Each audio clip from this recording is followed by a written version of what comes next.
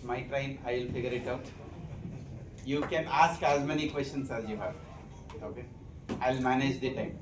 I'm here to take care of all of your questions.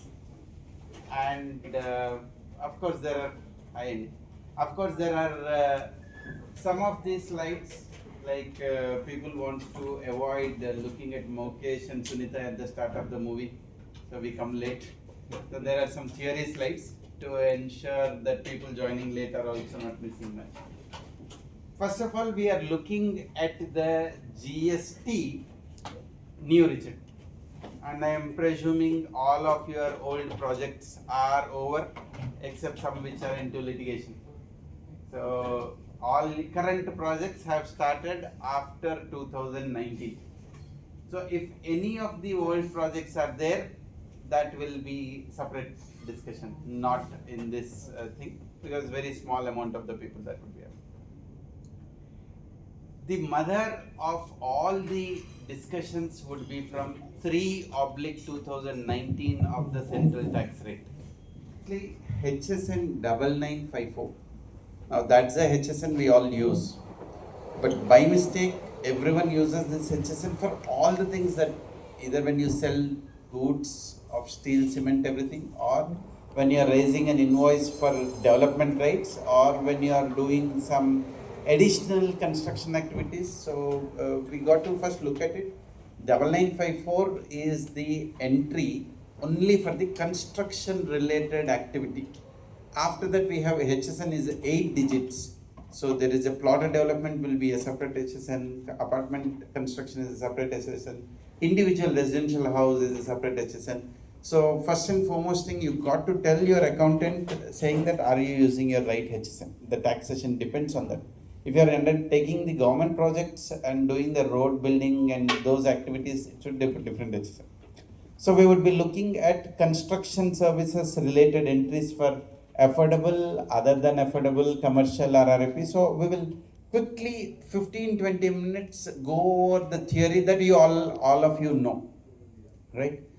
So let me start with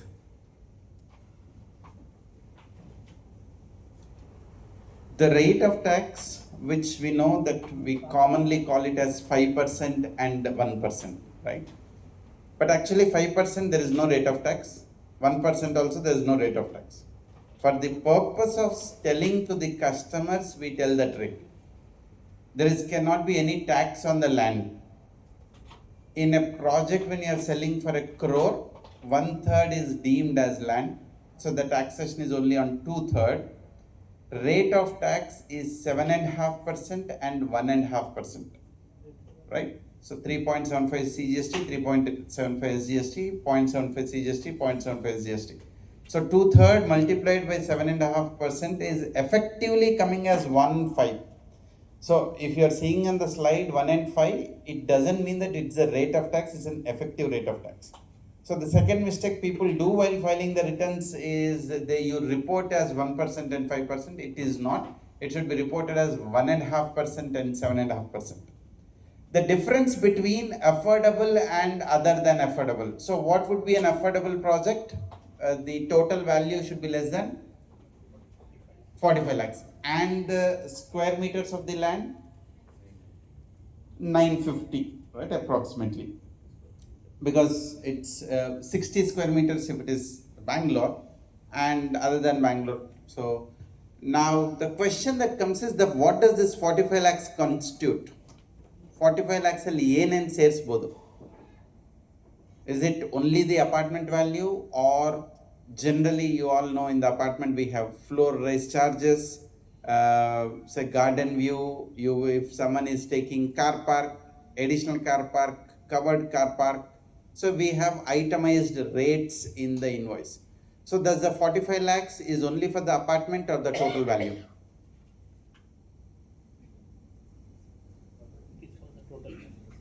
So total, sir says total value. Any other was any view? It's a total value. It's a total value because we have another concept under GST called composite supply. If I am selling something along with the principal item, so you cannot sell a car park in an apartment other than the buyers of that apartment, right? So independently, you cannot sell the car park. So it's a composite supply. Hence, it is to be treated as a composite value of the supply. This. He is comfortable with that. Easier.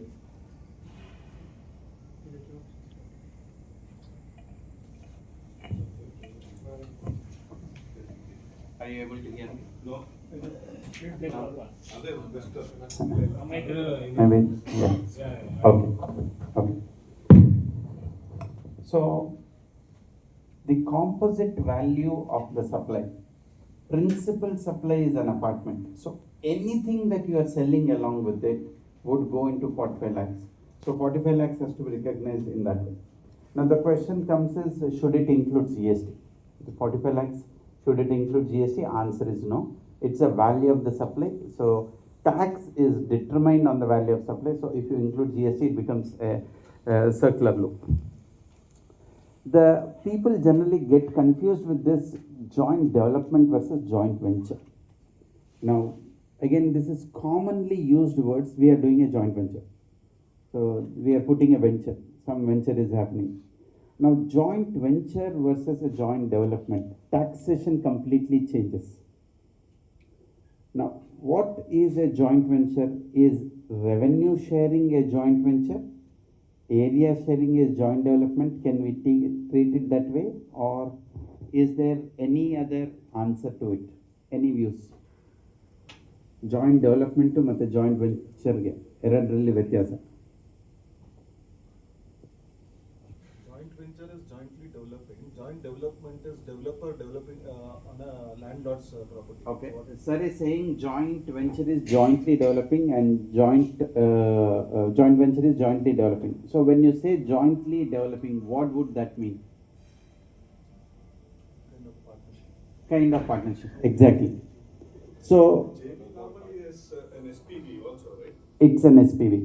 Only when you make an SPV and when you create a separate entity wherein landowner is introducing land as his capital and the construction is happening in that entity where the property has been brought into that entity, that would be called as joint venture. Rest all would be joint development. Even if it is an area sharing or revenue sharing, it should be treated as joint development. The taxation for joint venture is as good as a owner developing and selling. Please note, taxation for joint venture is owner developing and selling. In a joint venture, landlord loses his right on the land, the SPV gains the right on the land. Landlord is a shareholder partner in that entity, developer is a shareholder partner in that entity. So in a joint venture transaction, there is no concept of development right, there is no concept of construction services, nothing. It's a single entity. Yeah. So people generally think if I do a revenue share, it is a joint venture. No, revenue share is also not a joint venture. Unless otherwise you form a separate SPV, transfer the land into it. The moment you are transferring the land into it, you are suffering a stamp duty. Whatever, there is the Stamp Act goes with a differential, the stamp duty, basis that the taxation would treat. Okay. I will be sharing the presentation to the organizer, so you will get it. Now let's look at the JD elements of the joint development. There are 4 types of supply and 2 types of joint development agreement. Predominantly area sharing and revenue sharing. Now, maybe if is the glasses view blocking the view, or you are able to see the screen? Okay. Commonly people call and ask, sir, JD ಮಾಡಿದ್ದೀನಿ, tax ಕಟ್ಟಬೇಕಾ? Okay, who are you? I am a developer or I am a landowner. Now that is a very casual question and I don't have an answer to it. Because in one joint development transaction, there are 4 different supplies that happen. on which supply you want to know about the taxation is the first and foremost. And you may say, I am a landowner, should I pay tax? Even landowner is doing two supplies. Now you need to check which supply you are asking, right? So let's demarcate and figure out what are the supplies that are involved. You can keep your logic aside that idige yake tax ಮಾಡಬೇಕು ಇಷ್ಟು ಏನಕ್ಕೆ, let's keep that logic aside, right? Let's understand the law ಪ್ರಕಾರ ಯಾವ್ಯಾವ transactions ಮೇಲೆ tax ಬರುತ್ತೆ, that is very important. Now if you look at it, there is a landowner who is making a supply A, that's the first supply, which he is giving as a development right to the builder, developer, for developing. So that's called supply number 1. I will call it as supply A. So a landowner is making a supply to the developer. Unless otherwise the landowner permits him to develop the land, there is no development activity, right? Land as an inherent natural resource, owner of a natural resource will get conditional rights, right? Like if I am a land, I have a land, I can do plowing, I can do tilling, I can mine the land, I can build the land, I can rent the land, I can do various things. So a land has various rights. These are called, when you owner of a land means you are owner of some rights, and these are conditional rights, right? So one of the right on the land, which is to right to develop, build further, landowner says, I will forego that right. I don't want that right. I am giving off that right to the builder. So landowner is selling that right to the builder, and under GST it's called supply of service. That's the first supply which the landowner is doing to the developer. In lieu of what? Now the developer may pay a money to the landowner as a part of revenue sharing. Developer may say that, okay, I will give you goodwill of 5 crores and I will give you 30% of the constructed area, some portion of goodwill and revenue and development. Developer may say, okay, I'll give you 10 crores, which is refundable money. After I hand over some 40% of the constructed units, you can give me this. There could be multiple transactions. So in a spectrum, 100% revenue share, 100% area share, or anything between that.